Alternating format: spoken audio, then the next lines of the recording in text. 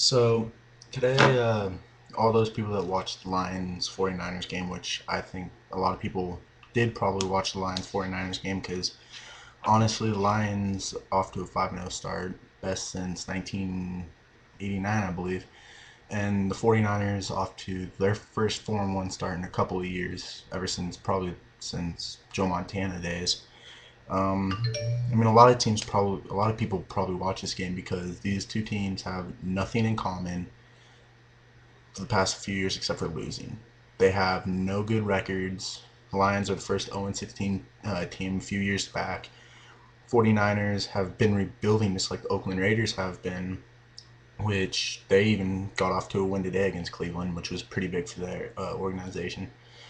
But today was something different due to the fact that the 49ers, Alex Smith has not been the Alex Smith everyone thought he would be when he was first draft round choice back a few years ago. He's been throwing interceptions. He's lost his starting job last year, and he hasn't taken the 49ers up to that next step on which they should have been and which I think they could have went to if he was by far what everyone thought it would be. But this year, the 49ers, Alex Smith has 965 passing yards set in a 7-1 touchdown interception ratio. That's huge for him. I mean, yeah, we're only in the beginning of the season, 6 weeks into it. Next week will be seventh week. But I mean, for Alex Smith to take that next step, it's gonna be some different if he succeeds this year. Me being a Seahawk fan, I know watching him every day, he doesn't really do that well. And of course, Gore is out onto a good start with 94 rushing attempts to 400 yards and 3 touchdowns. And it's going to be pretty interesting to see if he can bump his team up to the next level. And Vernon Davis, who is looking like Alex Smith's go-to guy. He has 22 receptions for 263 yards and 2 touchdowns. And that's huge to have a big tight end like that. Like Vernon Davis, he's big, he's fast, he's physical, he can block, and if you want him to, he can run that scat flat route out into the flats, catch the ball, and run somebody over if he wants to. He's not some little guy like Deshaun Jackson or some small guy like Ray Rice to where he wants to juke and move his way over and be shifty. He wants to run somebody over, lower his pads, snap up the chin strap. On defense, the 49ers have been solid. I mean, that's why they're the 4-1 record right now, and they're head of the NFC West, partly because NFC West 1 doesn't have any talent. Seattle is 1-4, 2-3. St. Louis not doing what they thought they could do with Sam Bradford and Steven Jackson. Of course, Jackson's hurt. That doesn't really help them out a lot. So Jackson being hurt, Sam Bradford's had to take a lot of load onto his shoulders. That's not helping them right now. They're 0-5. I mean, that's not going to win you a division title, especially even in the NFC West. I mean, yeah, they're bad teams, but it doesn't matter. Uh, 49ers defense has been solid, like I said. Bowman is their leading tackler with 35 solo tackles. He has no sacks though, and he has four tackles for loss and no forced fumbles. To where Patrick Willis, Ole Miss, everyone knows about him. He's a team captain. This guy's fast. He's big. He's physical. 32 tackles, 2 tackles for losses, 1 forced fumble, and 2 recoveries. Now, that's on the Lions side. I mean, on the 49ers side. On the Lions side, you have Stafford, who was picked number one draft pick when they went 0-16. They thought, okay, we got Stafford. This is gonna maybe turn our team around. He's gonna be the franchise of our. He's gonna be the guy of our franchise. Not so fast as he threw more interceptions than touchdowns in his career. But right now he's off to 1,436 passing yards, 13 touchdowns, and 4 interceptions.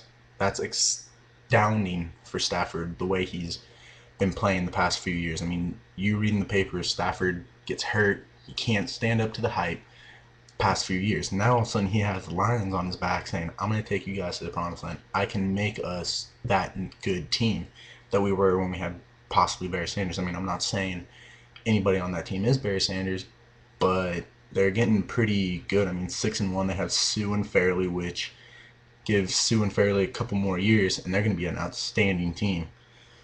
Which Fairley not really doing anything because of that foot surgery he had in the offseason. So I mean, he has no defensive stats.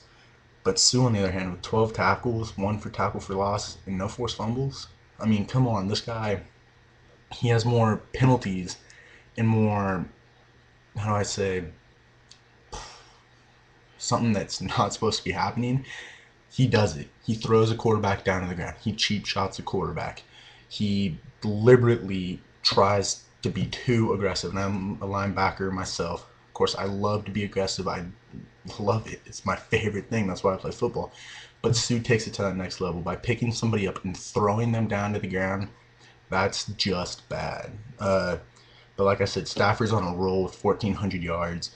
Jahavid Best, he has 35 attempts for 353 yards. That's a pretty good running rate. I mean, 72 attempts. Sorry, that's my bad. This is my first video, so I'm really nervous. With only 2 touchdowns, so it's pretty easy for Jahavid. But once he gets into that open space, he's not Vernon Davis or Frank Gore. He is a shifty back. You've got to keep your center of gravity, and that's why last week he had 100 and something yards because he was juking, and all those guys would just fly right past him on the Bears. That's not what can happen. And of course, Johnson. Everyone knows Calvin Johnson, the beast from Georgia Tech. He was in that double wing, so no one really knew about him.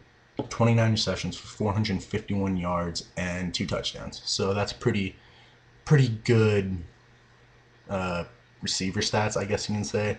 He's not a Wes Welker or a another good receiver, but okay, he's a great receiver, but he's not a Jerry Rice or a Wes Welker yet. This guy has a lot of potential, which I think he'll be 10 times better 3 years down the road. But this video isn't mostly about stats. It's about what happened after the game.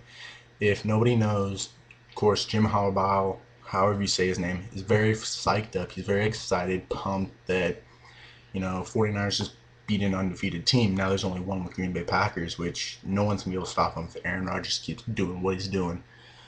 But he goes up, he's jumping up and down with his players. He shakes a hand, and Jim Schwartz doesn't agree with him, says something, mouths off to him, then proceeds to chase him 40 yards downfield and gets both teams into a fight. That's not professional attitude. I mean, you have got to keep your attitude and your emotions bundled in as a coach. Yes, I know it's hard because it's football. You want to do what you think you can do, but it doesn't matter. You want, your players to think that you got everything under control. You can hold that temper until the next week's game, or even in practice. Unleash it in practice. Let the guys go head to head in some tackling drills. But it's definitely going to be a challenge for the Lions to see if they can come back, rebound after whoever they play. Of course, the 49ers, they should be able to beat whoever they play next week. And so hopefully whoever's doing this will subscribe because I'll have a lot more videos coming soon.